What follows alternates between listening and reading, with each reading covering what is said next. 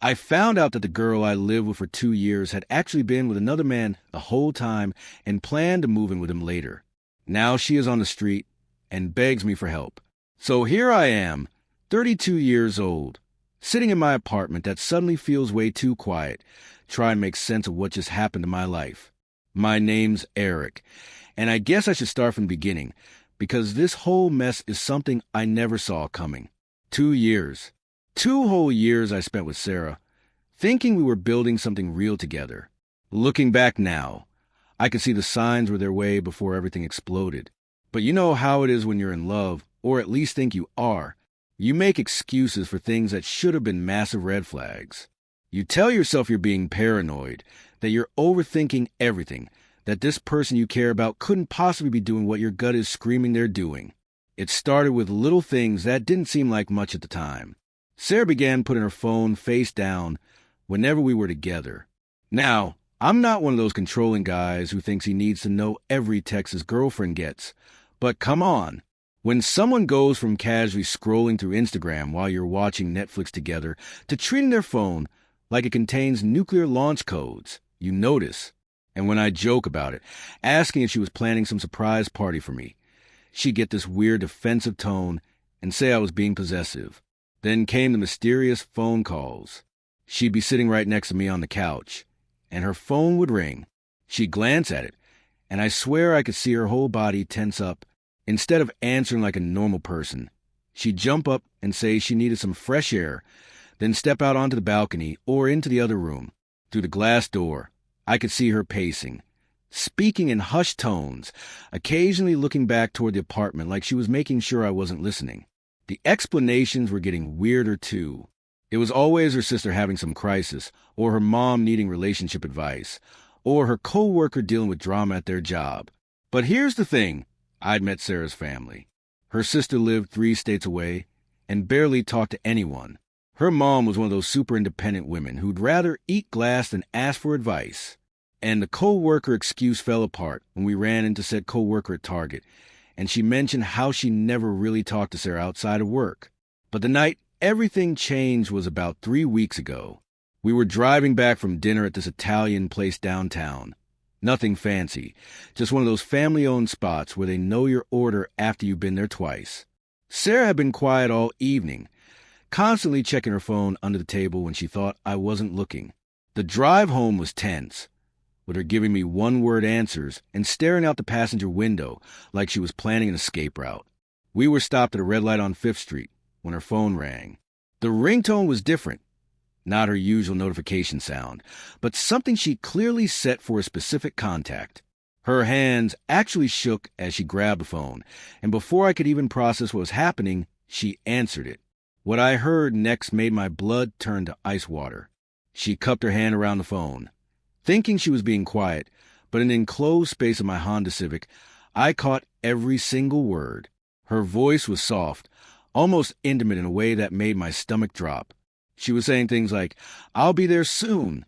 Just let him go to sleep first. And no, he doesn't suspect anything. He's completely clueless."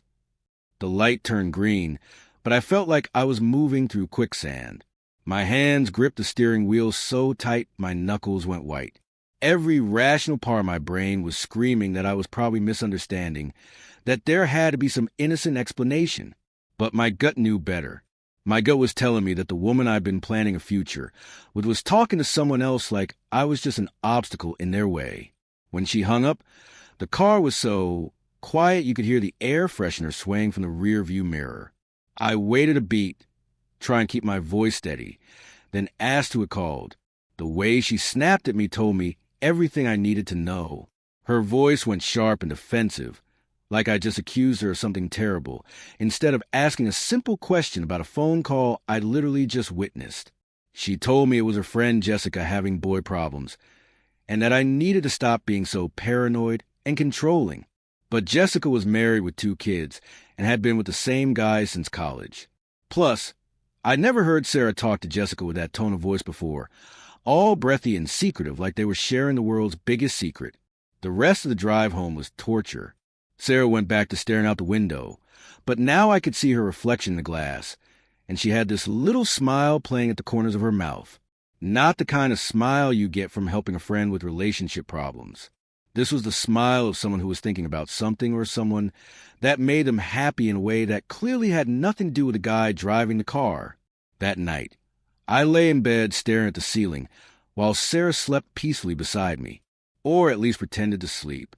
Around 2 in the morning, I heard the soft sound of her getting up. She moved carefully, like she was trying not to wake me, and padded quietly toward the bathroom. I kept my breathing steady and my eyes closed, listening to the soft click of the bathroom door closing. What happened next still gives me chills. Through the thin walls of our apartment, I could hear her voice again, quieter this time, but with that same intimate tone I'd heard in the car. She was whispering, occasionally letting out these soft laughs that I recognized as the ones she used to save just for me. The conversation went on for maybe 20 minutes, and when she finally crept back to bed, I pretended to be asleep while my mind raced with possibilities I didn't want to consider. The next morning, she was back to normal, making coffee, asking about my day, acting like the loving girlfriend I thought I knew. But something had shifted. I found myself watching her more carefully, noticing things I'd been blind to before. The way she'd angle her phone away from me when texting, how she developed a sudden interest in working late, or hanging out with friends I'd never met. The fact that she started paying more attention to her appearance, buying new clothes, and spending extra time getting ready even for simple errands. I told myself I was being crazy. That 2 years of trust shouldn't be thrown away because of one weird phone call and some changed behavior. But deep down, I knew something was happening.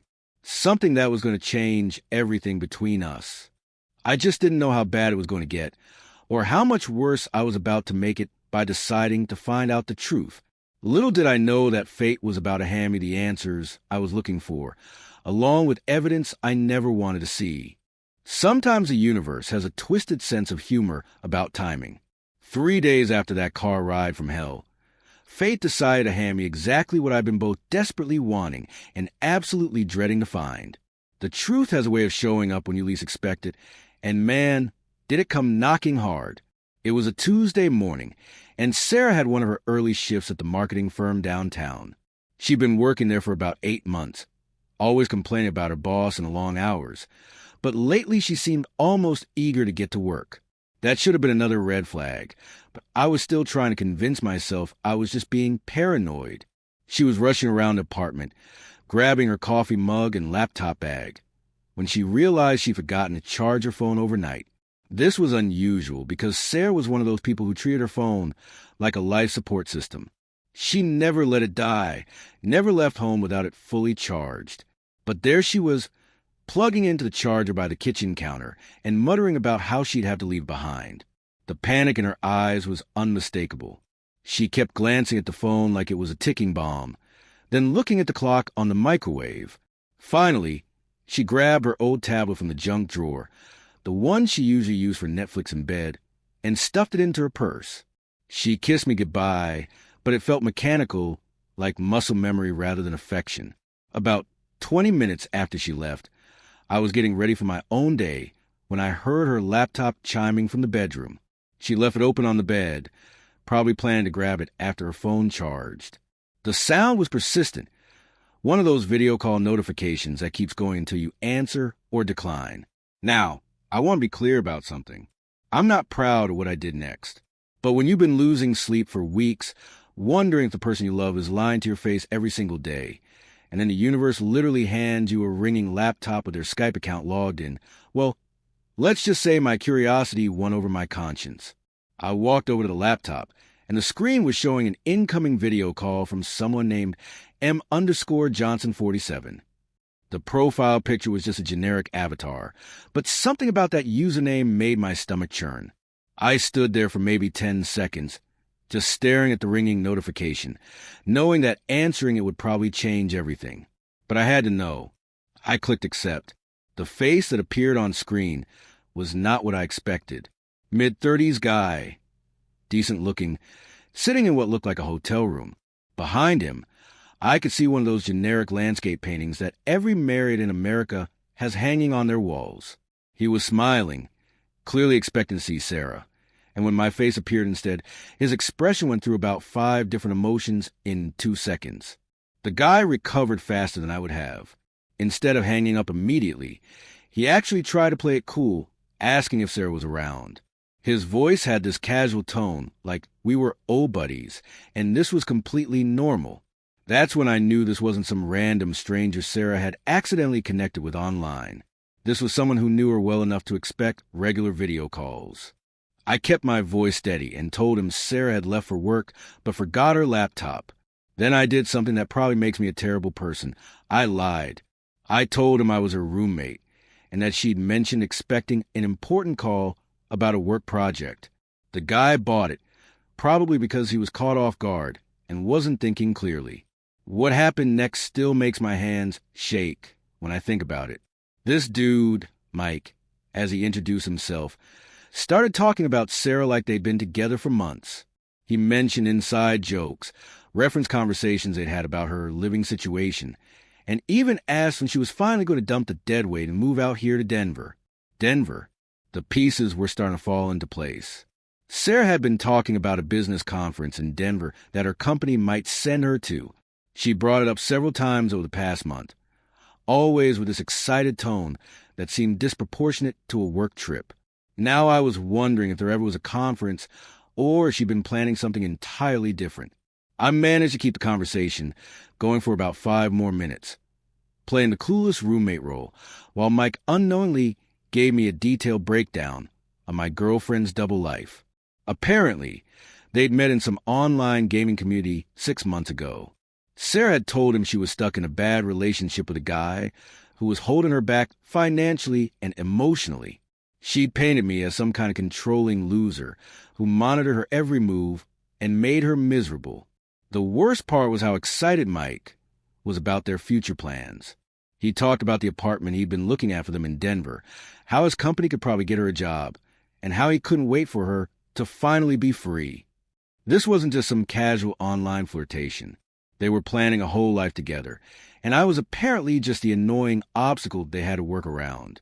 When Mike mentioned that Sarah usually called him during her morning coffee runs, I realized I was about to get caught. Sarah always stopped at the Starbucks 2 blocks from our place on her way to work, and she'd probably try to call him from there when she realized her phone was dead and she'd forgotten to grab the tablet.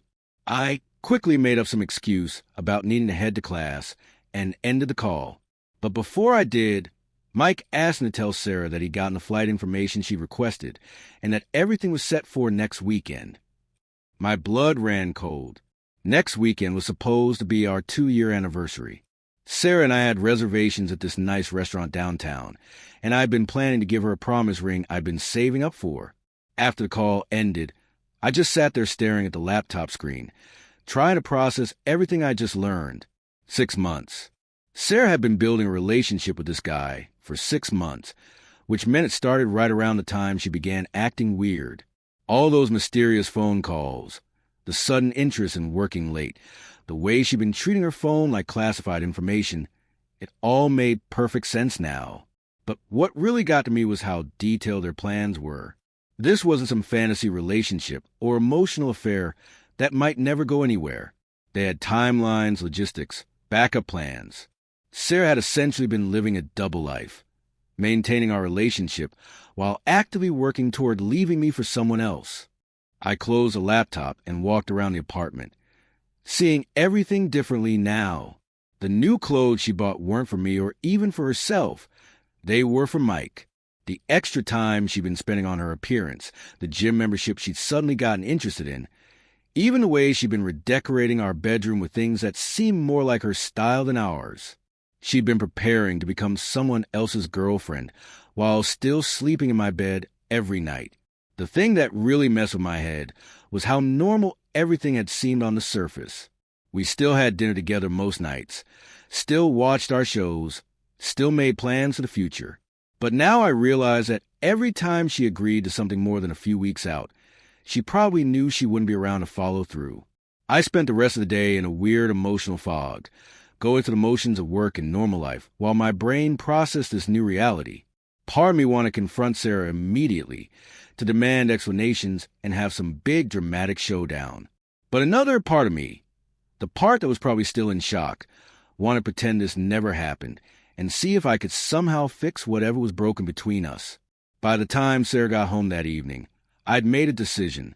I wasn't going to say anything yet. I needed more information, needed to understand exactly what I was dealing with before I figured out my next move.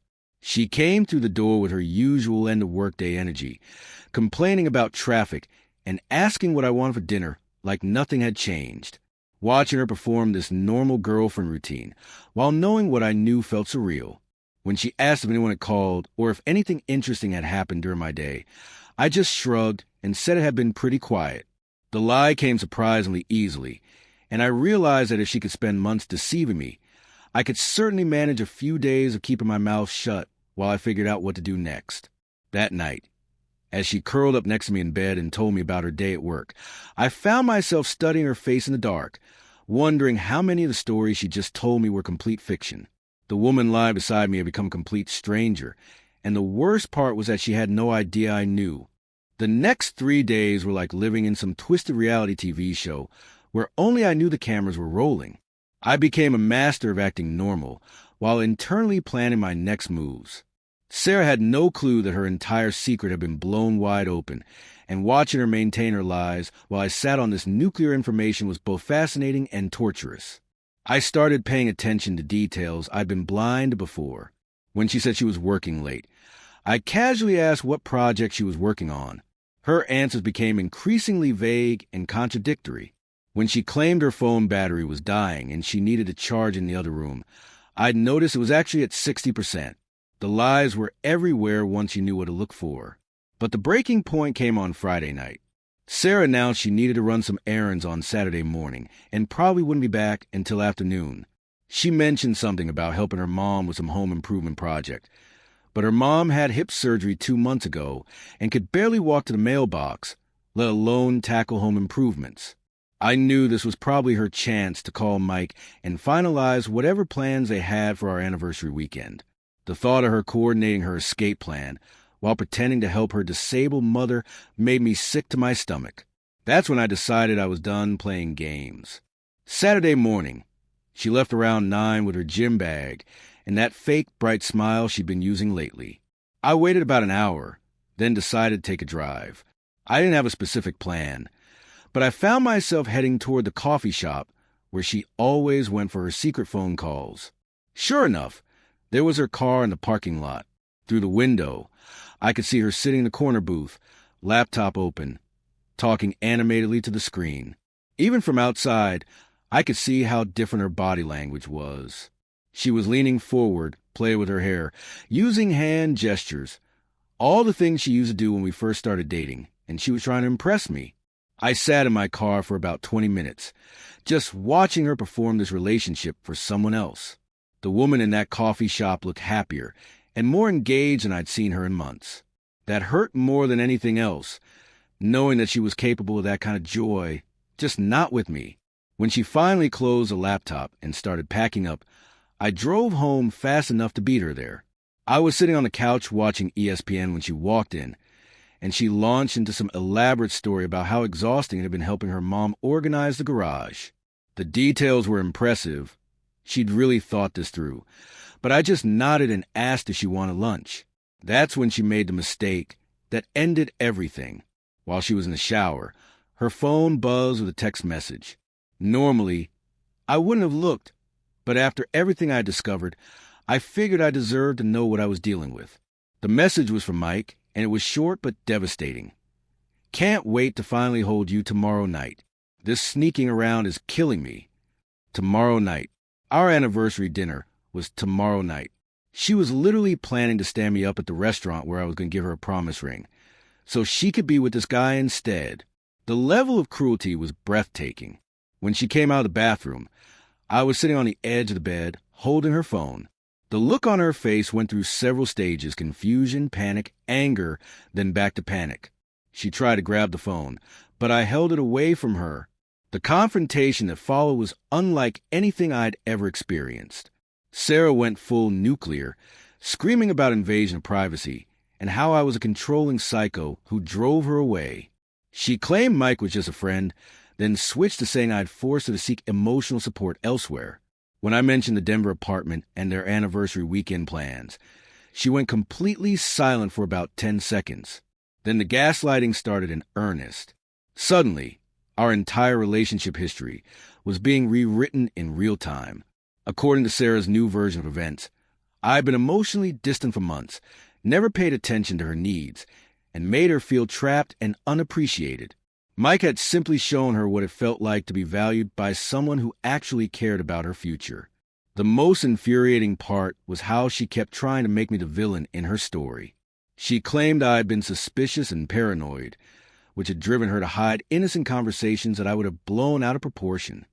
When I pointed out that planning to move to another state with another man wasn't exactly an innocent conversation, she accused me of twisting everything to make her look bad. What really got to me was her complete lack of remorse. Not once during this entire blow-up did she apologize for lying, for the 6 months of deception, or for planning to humiliate me on our anniversary. Instead, she seemed genuinely angry that I discovered her plan before she could execute it cleanly, like I'd somehow cheated by finding out the truth. She tried every manipulation tactic in the book. First, she cried and said she was confused about her feelings and just needed time to figure things out. When that didn't work, she got angry and said I was forcing her to choose between her happiness and my insecurity. Then she tried bargaining, claiming she'd end things with Mike if I could just learn to trust her and give her space.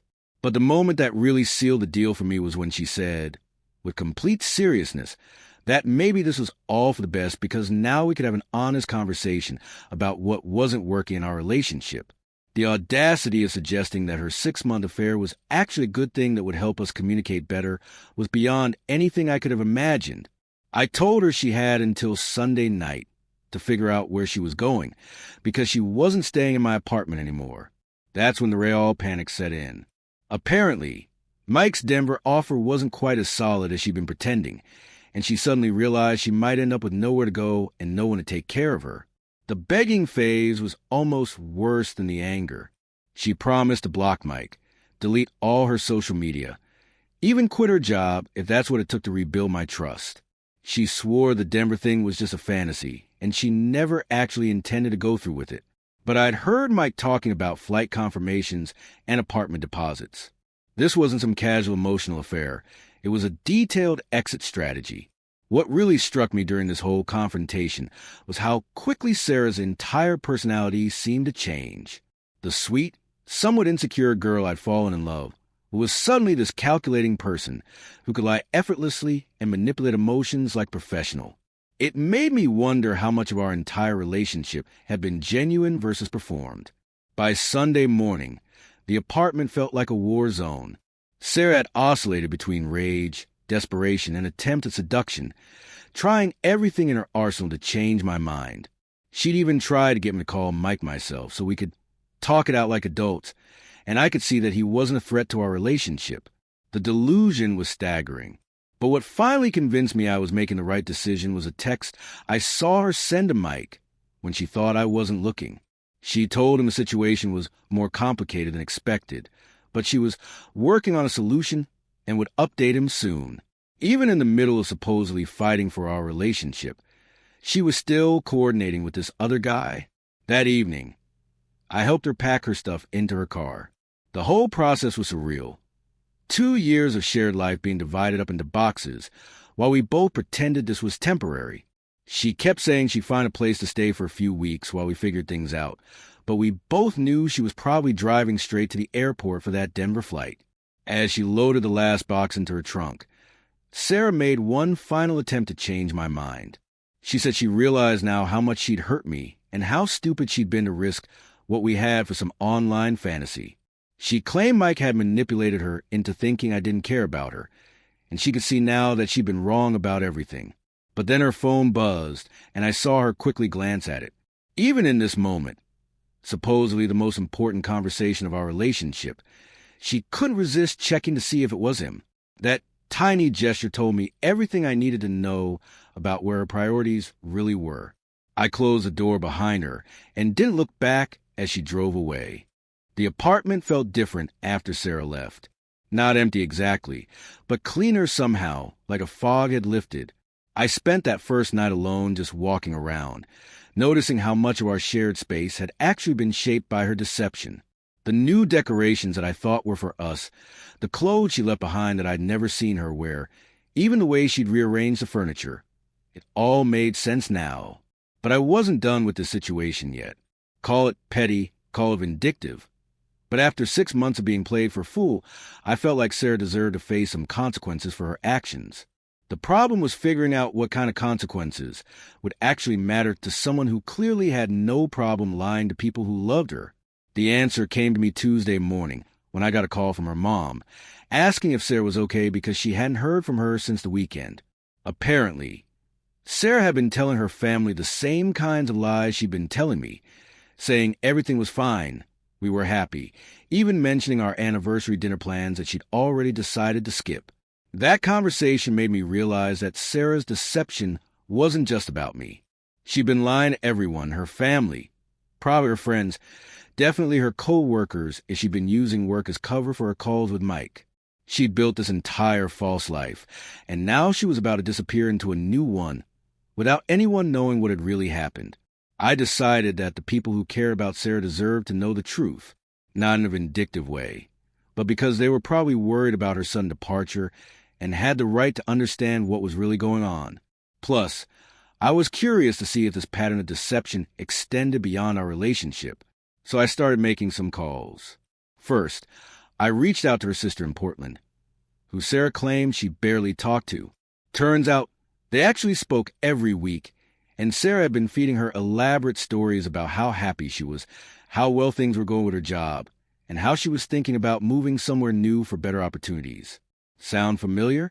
The sister was shocked to learn about Mike and the Denver plan. Apparently, Sarah had mentioned meeting someone online, but described it as just a casual friendship with someone who shared her interests in gaming and travel. She'd never mentioned anything about relationship problems or feeling unhappy with me.